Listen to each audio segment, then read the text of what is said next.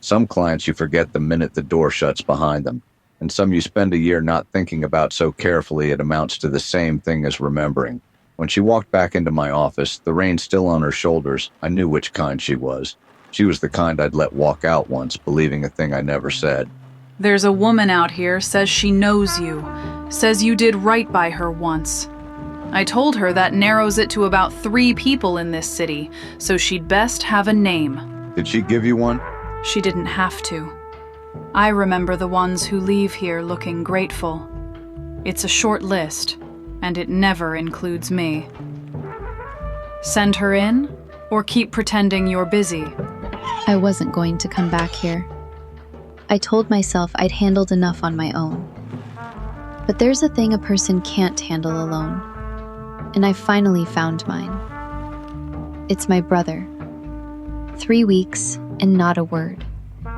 He doesn't go 3 days. 3 weeks.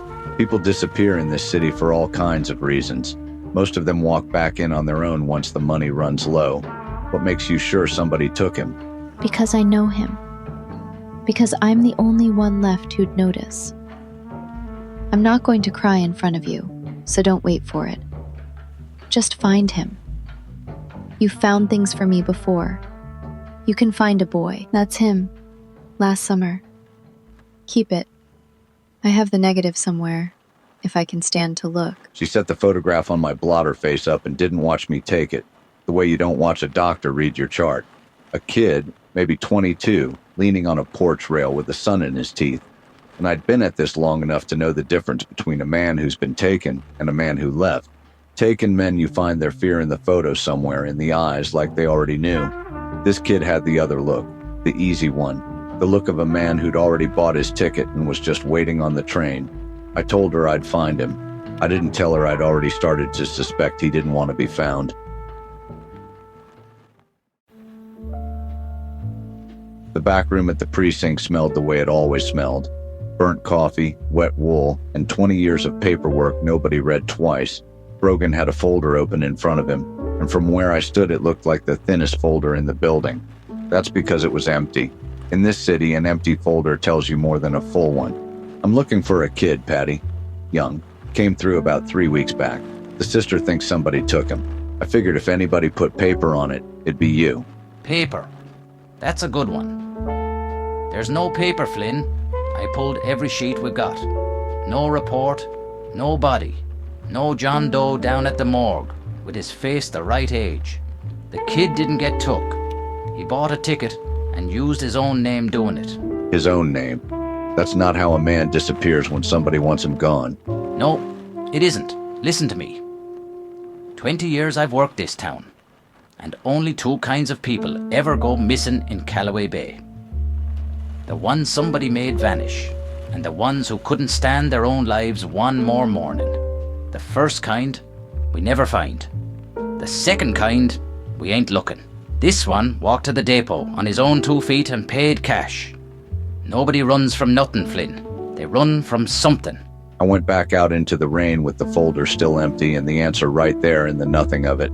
The kid wasn't lost, he was hiding.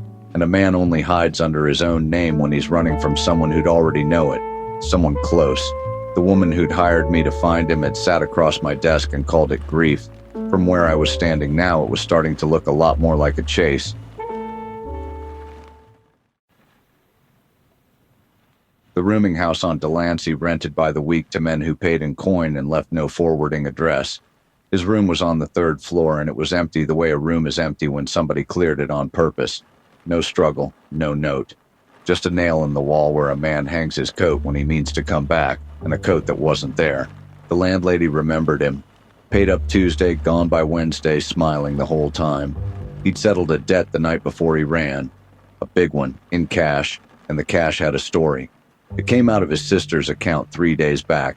The same sister who'd hired me to find the sweet boy somebody must have dragged off into the dark. Nobody dragged him. He packed. You found his room. I can see it on you. You found something. Tell me he's alive. That's all I came for. Just tell me my brother's alive somewhere, and I'll let the rest of it be. He's alive. He cleared out of here under his own power with a suitcase and a ticket. Nobody touched him. Then he's just scared. He was always the gentle one, you understand.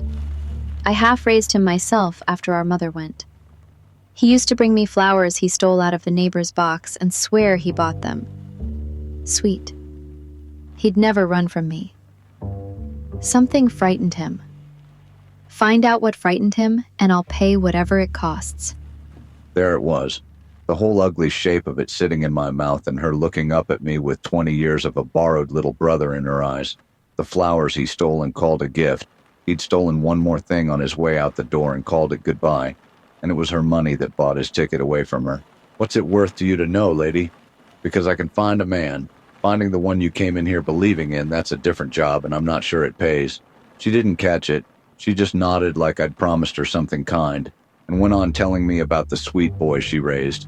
I had the whole thing in my teeth and her grief in the air between us, and I had to decide right there in that cold hallway whether the truth was a thing she'd paid to own, or just one more thing this city takes off a person who can't afford to lose it.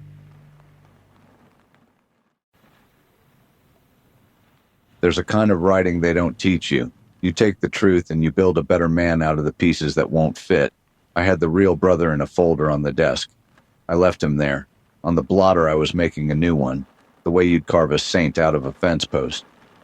Safe. Gone west, somewhere with sun. Ashamed enough not to write, fond enough to mean it. A man who'd send his love if he knew how. Every word of it false and every word of it kinder than anything I'd found. You've been staring at that sheet for an hour, and you haven't crossed a thing out. That's not how you write when you're guessing. I'm not guessing. I know exactly what I'm telling her. That's the trouble with it. She came in here wanting her brother back. You can't give her that. So you're giving her one that fits in an envelope. It's the only version that lets her sleep. The real one doesn't do anybody a nickel's worth of good. You're getting good at this. That's all. You're getting good at it. She wasn't ribbing me. Dale doesn't miss, and she'd hit the thing dead center. A year ago, that would have landed somewhere and ached. The new part, the part that scared me, was that tonight I could feel it land. I could feel exactly how right she was, and my hand was already reaching for the phone.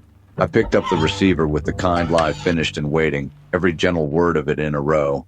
My hand wasn't quite steady on it. I told myself that was the cold coming in off the rain. I knew it wasn't, and I dialed her anyway. The diner on Larkin keeps a booth in the back where the steam off the coffee urn fogs the window, so you can't tell the rain outside from the rain you carry in. She was waiting in it when I came. I had the truth about her brother in my coat pocket, folded small, and I'd already decided she was never going to read it. You found him. I can see it on you. Just tell me. Whatever it is, I've spent 3 years imagining worse. He went west, Long Beach, then a freighter berth he didn't leave a name on. He's clean now, working. The kind of trouble he was in down here. A man doesn't write home about it. He just walks until it stops following. He's alive. He's alive and he didn't... Did he say anything? About me? He said he was sorry. Said tell her I'm sorry, and tell her not to come looking. Because I'm doing the one decent thing I ever managed, which is staying gone. He sends his love. He meant it. That's him. That's exactly him. Stupid and proud and gone. And you don't even get to be angry about it. Thank you. I can live with that. I can carry that one. She believed it the way she'd believed a promise I never made her, once, in another booth in another part of town. She set down a few bills she couldn't spare, and she stood up lighter than she'd sat down, holding a picture of a man that didn't exist. The bell over the door took her, and the rain took the bell. The coffee had gone cold between us without either of us touching it. I sat there in the steam with the real story still folded in my pocket, the one where her brother didn't go west and didn't send his love, and for the first time in a long stretch of doing everything right, something turned over in my chest and ached. I couldn't tell if that was the part of me that used to do this job finally coming back up for air, or just a deeper kind of drowning, dressed up to look like a man who still felt things.